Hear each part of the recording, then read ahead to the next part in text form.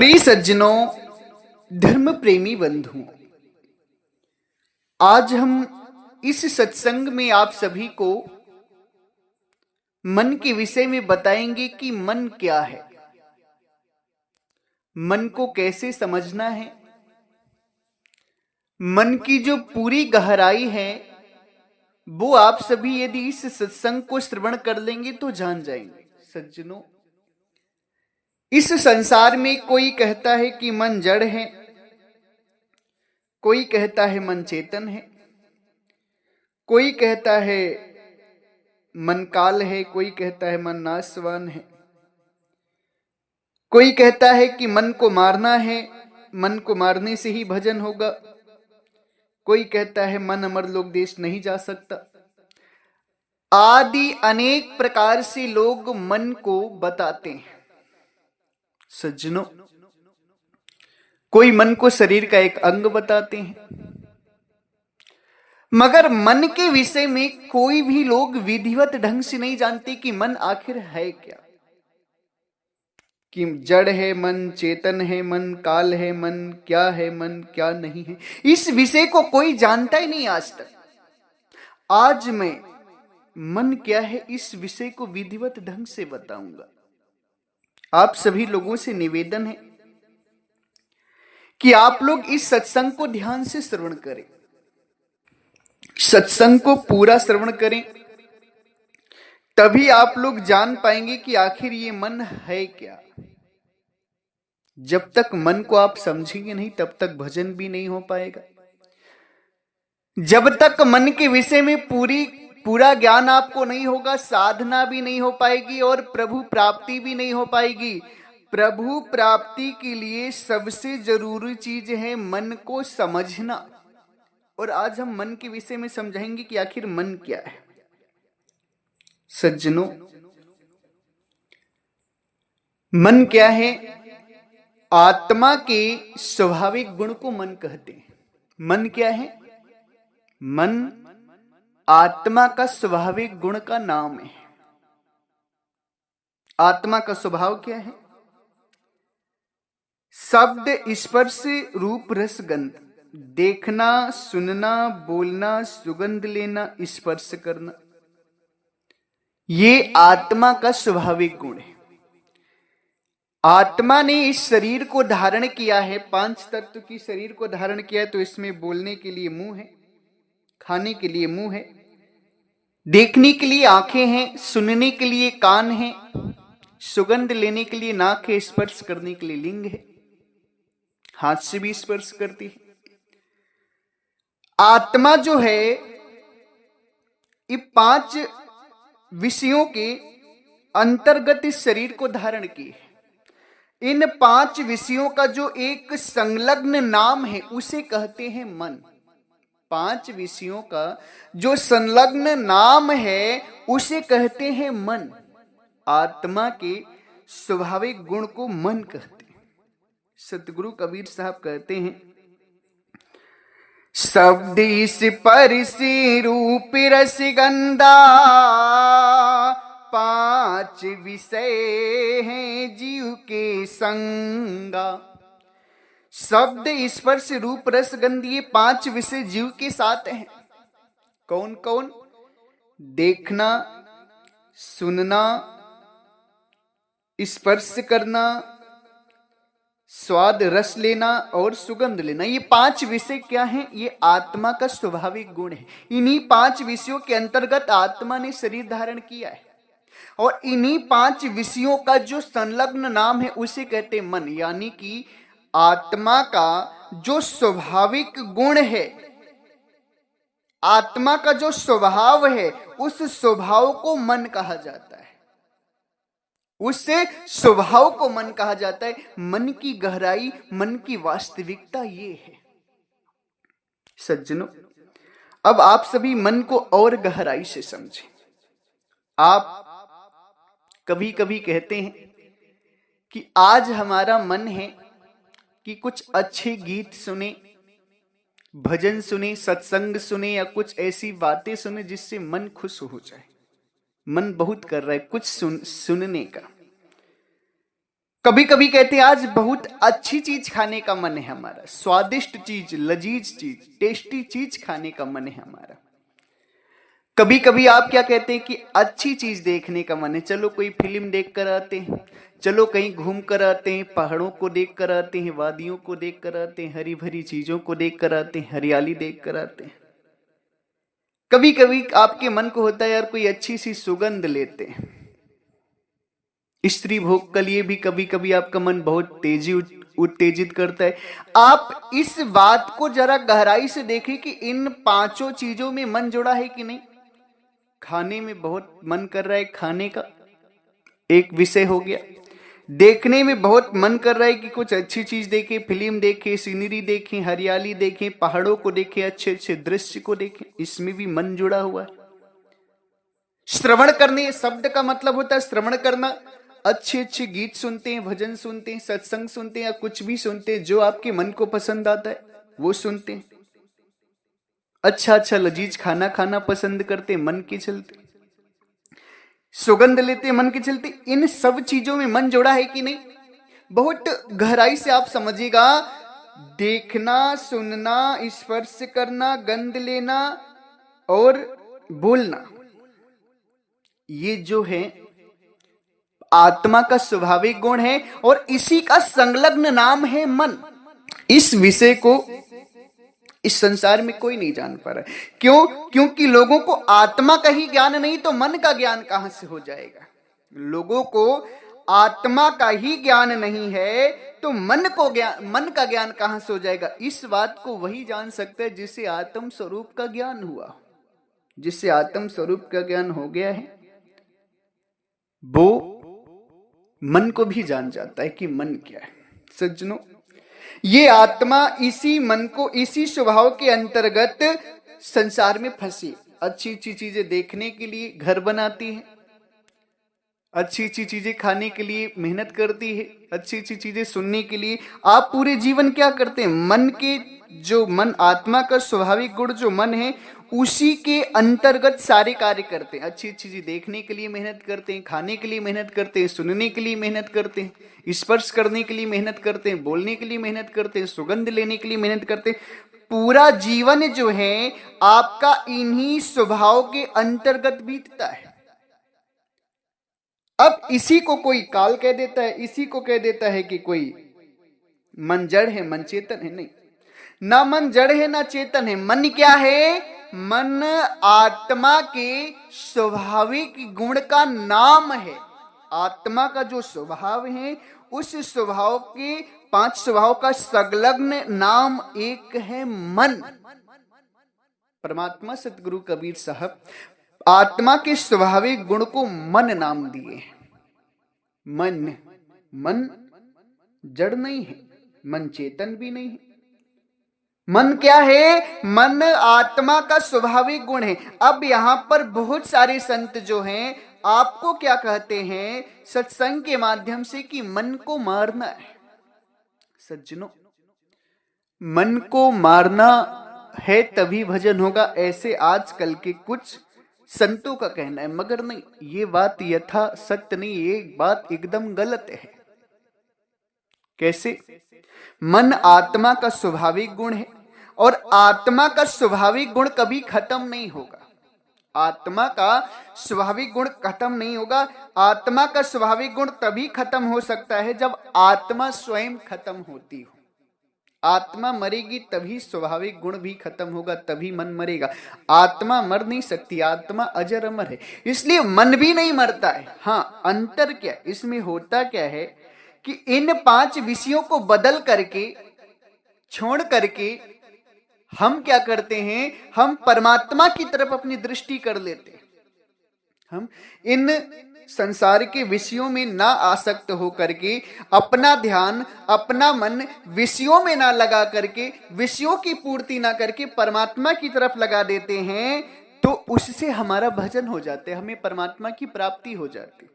ना कि मन मरता है। मन नहीं मरता है। बस होता क्या है कि मन को यहां से हटा करके हमने वहां कर दिया। मन को हमने विषय वासनाओं से हटा करके परमात्मा में लगा दिया। अब इसको मन मरना नहीं कहा जा सकता। ये मन मरा नहीं, मन क्या हुआ कि बदल गया। यहां से जो विषय में लगा हुआ था उस विषय को हटा करके आत्मा ने अपने स्वभाव को परमात्मा की तरफ कर लिया, बस प्रभु मिल गए। इस बात को परमात्मा सदगुरु कबीर साहब कहते हैं, कबीर मन तो एक है, भावे तहां लगाए, भावे गुरु की भक्ति कर, भावे विषय कमाए। परमात्मा कहते हैं कि मन एक है, आत्मा का स्वाभाविक गुण जो है उसे मन कहते हैं, और वो एक ही है। अनेक प्रकार के मन नहीं होते, अनेक प्रकार की मन की जो मनंदी होती है, मन की तरंग अनेक प्रकार की होती, मन एक ही है। समुद्र एक है, उसकी लहरें अनेक है। मन एक है मगर इसकी जो मानंदी, इसकी जो तरंग है, इसके जो विचार है, इसका जो फैलाव वो अनेक है। सदगुरु कहते हैं मन तो एक है, भावे जहां लगाओ, भावे तहां लगाओ, भावे गुरु की भक्ति करो, भावे विषय कमाए। मन तो एक है भाई, जहां तुम्हें अच्छा लगे वहां लगा लो।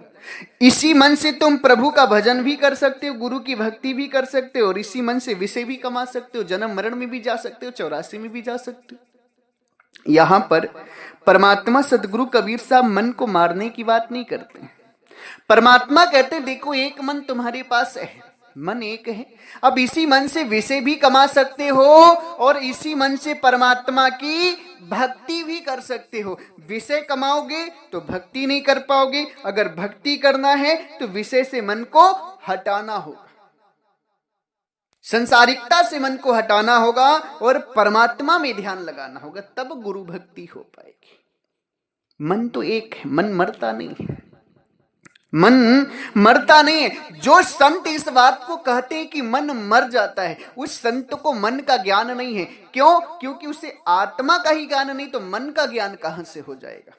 आत्मा का स्वाभाविक गुण है मन, आत्मा मरेगी तो मन मरेगा, आत्मा मरती नहीं है, इसलिए मन भी नहीं मरता। मन क्या है? न जड़ है न चेतन। मन आत्मा के स्वाभाविक गुण का नाम है, आत्मा का जो स्वाभाविक गुण है उसका नाम है मन, ये मरता नहीं है। सतगुरु परमात्मा कबीर साहब कहते हैं, मन ही को परिमोधी, मन ही को उपदेश, जो यह मन को बस करे, शिष्य हो सब देश। मन ही को परमोधिए, मन ही को उपदेश, जो यह मन को बस करे, शिष्य होए सब देश। मन ही को परमोधना है, मन ही को उपदेश देना है। जो इस मन को बस में कर लेगा उसका पूरा संसार शिष्य हो जाएगा। परमात्मा सदगुरु कबीर साहब मन को मारने की बात नहीं कहते, असली बात जो है सदगुरु कहते हैं मन ही को समझाओ, मन ही को प्रमोदो, मन को बदलो। प्रमोदी का मतलब होता है मन बदलो अपना। बदलो कैसे? जो विषय की तरफ तुम आसक्त हो रहे हो, जो विषय की तरफ तुम आसक्त हो रहे हो, संसारिकता की तरफ जो तुम आसक्त हो रहे हो, अच्छी अच्छी चीजें देखने में, अच्छे अच्छे गीत सुनने में, अच्छा लजीज खाना खाने में और अच्छी अच्छी स्त्रियों के चक्कर में जो तुम पड़ रहे हो, इस मन को बदलो, समझाओ इसे, इसको उपदेश दो। क्या? कि देख प्रभु का भजन कर ले, प्रभु की भक्ति कर ले, नहीं तो तेरा कल्याण होने वाला नहीं, तू जन्म मरण में जाएगा। सदगुरु कहते हैं मन ही को प्रमोद ही, मन ही को उपदेश, जो यह मन को बस करे, शिष्य होए सब देश। जो इस मन को बस में कर लेगा ना, उसका सब देश शिष्य हो जाएगा, सारा संसार शिष्य हो जाएगा उसका। मन को मारना नहीं, मन को बस में करना है। मन मर भी नहीं सकता। क्यों? क्योंकि मन आत्मा के स्वाभाविक गुण का नाम है। सज्जनों, कुछ लोग कहते हैं कि मन अमरलोक देश में नहीं है, मन केवल संसार में रहता है, जब आत्मा अमरलोक देश जाती तो मन मर जाता है। आजकल कुछ संतों का कहना ऐसा भी है, अज्ञानता के कारण है, ज्ञानता के कारण ऐसा नहीं। ऐसा कहना उन संतों का अज्ञानता के कारण है कि ये मन जब मरता है तभी आत्मा अमरलोक देश में जाती है। सज्जनों, मन तो अमरलोक देश में भी है, आत्मा का स्वभाव अमरलोक देश में मन क्या है? आत्मा का स्वभाव, और आत्मा का स्वभाव अमरलोक देश में भी है, वहां भी मन है। आत्मा का स्वभाव मन है और आत्मा का स्वभाव अमरलोक देश में भी है, इसलिए वहां भी मन है। अंतर क्या है कि अमरलोक देश में ये आत्मा नहीं शरीर है, वहां ये मन जो भी सोचता है, जो भी करता है, सब अच्छा होता है, आनंदमय होता है, दुख नहीं मिलता उसे। अमरलोक देश में भी मन है, वहां ये आत्मा नि शरीर है, शरीर नहीं पकड़ी, इसलिए इसे कोई दुख नहीं है। यहां आत्मा ने शरीर पकड़ लिया है, जिसके कारण मन कुछ भी करता है, कर्म क्षेत्र में आ जाता है, कर्म में आ जाता है और उसका भोगदंड भोगना पड़ता है। यहां पर आप कोई भी कार्य कर रहे हैं, सब कर्म के अंतर्गत आ रहा है और कर्म का भोगदंड भोगना ही पड़ता है जीव को। अमरलोक देश में शरीर ही नहीं पकड़ी आत्मा, वहां कोई कर्म ही नहीं है, कर्म शरीर से होता है, वहां शरीर है ये नहीं है, इसलिए वहां कोई दुख नहीं है इस मन को, वहां आनंद परमानंद में है ये आत्मा, अपने स्वभाव के अनुसार रमण करती, आहार विहार करती, आनंद करती, वहां कोई दुख नहीं है इस आत्मा को। मन अमरलोक देश में भी है। अब अगर कोई संत कहता है कि मन मरेगा तभी अमरलोक देश जाओगे, तो वो गलत कहता है। क्यों? क्योंकि परमात्मा सदगुरु कबीर साहब कहते हैं, मनुआ तो अंतर बसा बहुतक झीना होई, अमर लोक सुचि पाइया तब हुन न्यारा होई। सदगुरु क्या कहते हैं? मन अंतर्वसा है, आत्मा का स्वाभाविक गुण है, बहुतक झीना है, भूत झीना महीन है मन, इसे कोई संसार में समझ नहीं पाया मन को। किसी ने कह दिया मन जड़ है, किसी ने कह दिया मन चेतन है, किसी ने कह दिया मन काल है, अनेक प्रकार से लोगों ने मन को कह दिया। सदगुरु कहते हैं इसको कोई समझ नहीं पाए, बहुत झीना मार्ग है, बहुत झीना है मन को समझना, बहुत कठिन है। मनवा तो अंतर्वसा बहुतक झीना हुए, अमर लोक सुच पाइया कबहू न न्यारा हुए। सदगुरु कहते मन की सच्चाई तो ये कि अमर लोक देश जब ये आत्मा चली जाती तब भी मन इससे अलग नहीं होता। क्यों? क्योंकि मन आत्मा के स्वाभाविक गुण का नाम है, आत्मा का स्वाभाविक गुण मन ही है। जो आत्मा का स्वाभाविक गुण है, इसके संलग्न को मन कहते हैं। देखना, सुनना, स्पर्श करना, बोलना, खाना पीना, आहार करना, ये आत्मा का स्वभाव है और इसी स्वभाव को मन कहते हैं। और ये स्वभाव अमरलोक देश में भी है। अंतर क्या है कि वहां शरीर नहीं, यहां सब सारी क्रिया शरीर के माध्यम से हो रही, और वो परमात्मा का देश विदेह है, देह रहित है। वहां परमात्मा भी दे रहित है, आत्मा भी दे रहित है, इसलिए ना वहां तन का दुख है, ना मन का दुख है, ना जन्म मरण का दुख है, वहां कोई दुख है ये नहीं। यहां मन आत्मा इसलिए दुख पा रही है, क्यों? क्योंकि यहाँ पे कर्म क्षेत्र में है, शरीर पकड़ी है, शरीर में कर्म हो रहे हैं, जिसके कारण ये दुख पा रही है। सज्जनों, मन अमरलोक देश में भी, मन अमरलोक देश से न्यारा नहीं। परमात्मा सदगुरु कबीर साहब कहते हैं, यह मन हरि चलने लगा, माया मोह से छूट, बेहद माही घरे किया, काल रहा सिरकूट। सदगुरु कहते या मन हर चलने लगा, ये मन अपने विचारों को त्याग करके प्रभु के विचारों में रमकर प्रभु का भजन करने लगा, माया मोह से छूट गया। अब उसके बाद क्या होता है? बेहद माही घर किया। बेहद का मतलब यहां परमात्मा अमरलोक देश को इंगित करते हैं। बेहद मतलब हद से परे। बेहद को परमात्मा अमरलोक देश से सांकेतिक करते हैं कि बेहद में घर कर लिया मन ने, अब काल सिर कूट रहा है कि एक जीव और चला गया अमरलोक देश, छूट गया हमारे जाल से। सज्जनों, बात की गहराई को बहुत ध्यान से समझिए आप। सदगुरु क्या कहते हैं? यह मन हरि चलने लगा, माया मोह से छूट, बेहद माही घर किया, काल रहा सिर कूट। ये मन अपने विचारों को त्याग कर, यानी आत्मा अपने विचारों को त्याग करके परमात्मा के विचारों को मान ली, प्रभु के विचारों से माया मोह से छूट करके भजन करने लगी। अब हुआ क्या कि बेहद माही घर किया, बेहद यानी अमरलोक देश में इसका वास हो गया, अमरलोक देश चली गई। काल रहा सिर कूट, अब काल सिर कूट रहा है। तो सज्जनों, ये मन अमरलोक देश में भी है। अंतर क्या है कि वहां शरीर नहीं पकड़ी आत्मा, आत्मा का स्वभाव अमरलोक देश में भी है। वहां जो है ये जो भी सोचती जो भी करती सब आनंदमय होता है, वहां दुख नहीं है, क्योंकि वहां शरीर ही नहीं है। दुखों का मूल कारण क्या है? शरीर। जन्म और मरण भी शरीर से ही होता है, तन का और मन का दुख भी शरीर से ही होता है। सज्जनों, आप विचार करें कि जन्म और मरण क्या है। जन्म और मरण क्या है? जब आत्मा शरीर को धारण करती है उसे जन्म कहते हैं। आत्मा जब शरीर को धारण करती है तो उसे जन्म कहते हैं, और जब शरीर को त्यागती है तो उसे मृत्यु कहते हैं। शरीर को पकड़ना यानी कि जन्म, और शरीर को छोड़ना यानी कि मृत्यु। अब शरीर जब पकड़ लेती है तो इसमें तमाम प्रकार की बीमारियां लग जाती हैं।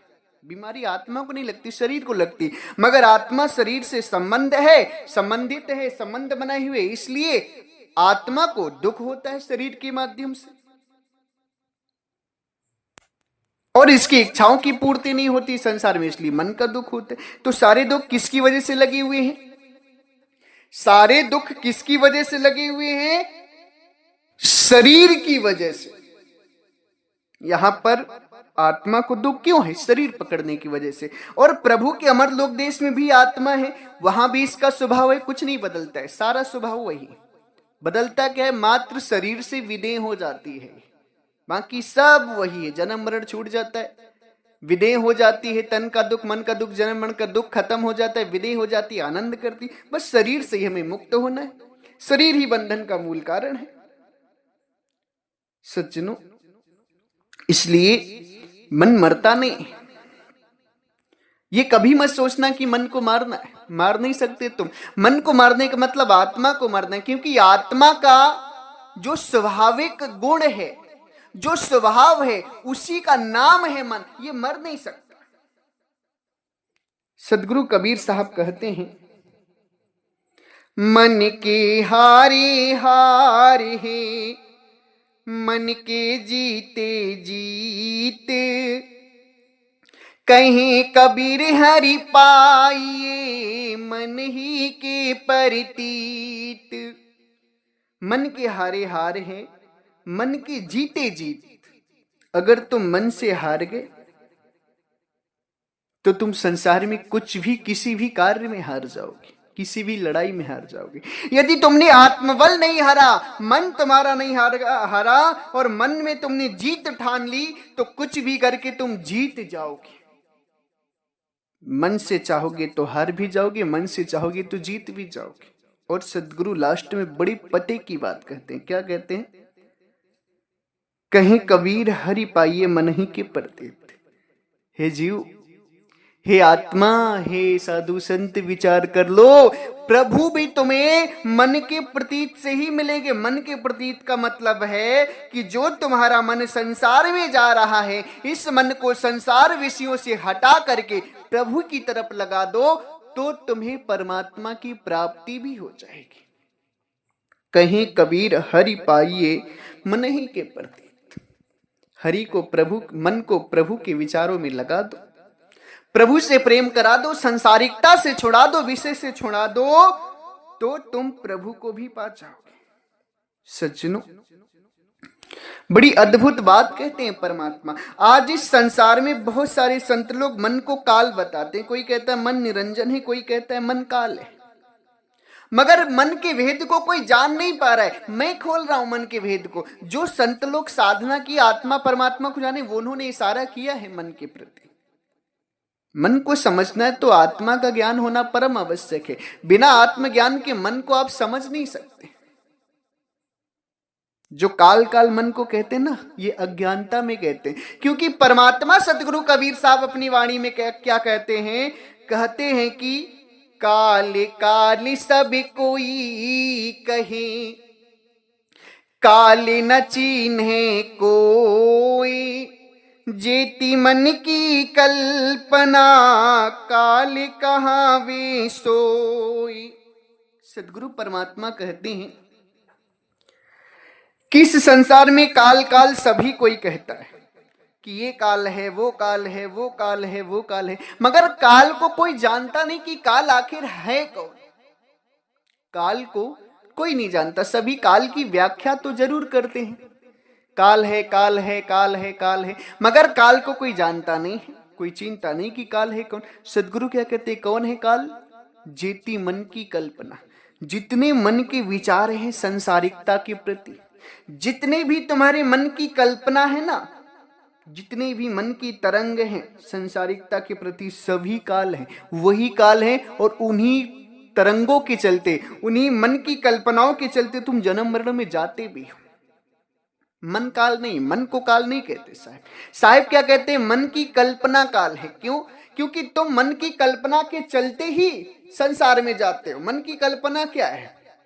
अच्छा अच्छा खाने को मिले, अच्छा अच्छा पहनने ओढ़ने को मिले, सजने संवरने को मिले, गाड़ी हो जाए, बंगला हो जाए, बड़ा बिजनेस हो जाए, देश विदेश घूमने को मिले, फ्लाइट पे घूमने को मिले। ये मन की कल्पना है। और इस कल्पना के चलते तुम प्रभु का भजन नहीं कर पाते। इन कल्पनाओं के चलते तुम प्रभु का भजन नहीं कर पाते, जिसके कारण भजन नहीं कर पाते, जिसके कारण तुम फिर 84 लाख योनियों में चले जाते हो, जन्म मरण में चले जाते हो। तो परमात्मा कहते हैं कि काल कोई दूसरा नहीं है, काल कोई दूसरा नहीं, तेरे मन की कल्पना ही तेरा काल है। तू मन की कल्पनाओं में बहकर ही जन्म मरण में जाता है। अगर तू इन मन की कल्पनाओं को सुधार ले, मन को बस में कर ले, प्रभु की तरफ लगा दे, तेरा काल खत्म, तेरा जन्म मरण खत्म, अब तो तू अमरलोक देश चला जाएगा, मुक्त हो जाएगा। जब तक मन को समझोगे नहीं कि मन है क्या, मुक्ति भी नहीं होगी। मन को काल मानकर बैठोगे, मन को जड़ मानकर बैठोगे, मन को चेतन मान के बैठोगे, मन को निरंजन मान के बैठोगे, कभी नहीं मुक्त हो पाओगे। मन की गहराई को समझो। सदगुरु कबीर साहब कहते हैं मन काल नहीं है, मन काल नहीं है, मन की तरंग काल है, मन की कल्पना काल है। जिस कल्पनाओं में बहकर तुम संसार में जाते हो, वो संसारिकता की कल्पना काल है। उस काल से तुम्हें बचना है। वो काल तुम्हें जन्म मरण में डाल रहा है, वो काल है, वो मन की कल्पना है, जिसको पूरी करते करते तुम अपने प्रभु का भजन नहीं कर पाते, अपने देश का ध्यान नहीं दे पाते, फिर शरीर पकड़ते हो, छोड़ते हो, 84 जाते हो और कष्ट भोग पाते हो, चक्कर लगाते हो 84 का। इसलिए मन की कल्पनाओं को मारने की कोशिश करो, मन की कल्पनाओं को मारने की कोशिश करो, क्योंकि मन काल नहीं, मन की कल्पना काल है। सदगुरु कबीर साहब क्या कहते हैं, महमंता मनि मारिले, घट ही माही फे घेरे, जब ही चाले पीठ दे, अंकुश दे दे फेर। क्या कहते हैं साहब, महमंता मन मार ले। महमंता का मतलब होता है मन की जो महमंता यानी कि विचारधारा है, मन की जो कल्पना है, मन की जो इच्छाएं हैं, उसे मार दो। घट ही माही घेर, जैसे सदगुरु कबीर साहब कहते, जैसे हाथी होता है ना, हाथी का उदाहरण देते। महमंता मतलब हाथी को कहा जाता है। हाथी का उदाहरण देते हैं साहेब, जैसे हाथी जब इधर उधर चलता है ना, तो उस पे अंकुश का लगाम लगाना पड़ता है। अंकुश जो होता है, हाथी को जब अंकुश मारते हैं, कोंचते हैं, तब वो क्या करता है कि तब बस में हो जाता है हाथी। उसी तरीके से परमात्मा कहते हैं कि मनता मन मार ले, मन के विचारों को मार लो। मन के विचार हाथी के तरीके हैं, उनको मार करके तुम घट में फेरो, यानी कि साधन में लगाओ।